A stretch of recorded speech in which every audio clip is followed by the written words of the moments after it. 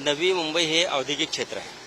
औद्योगिक क्षेत्रामध्ये या ठिकाणी धंदा करण्यासाठी, बिझनेस करण्यासाठी क्षेत्र निवडलेलं असताना ज्या ज्या ठिकाणी एमआयडीसीचे जे फ्लॅट पडलेले आहेत, पीओपी फ्लॅट, पण ते पीओपी फ्लॅट हे उद्योगधंद्यासाठी असताना या ठिकाणी डॅन्स बारचा धंदा चालू केलेला आहे.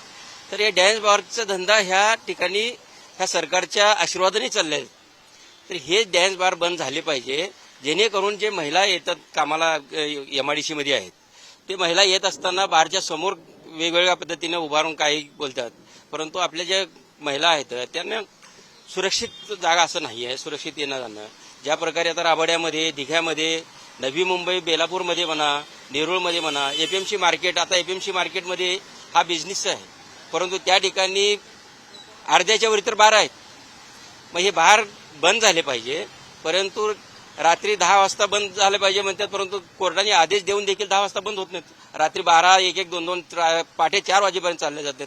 कारण पोलिसांचा आशीर्वाद आहे, पोलिसांना इथं हप्ते मिळाले जातात.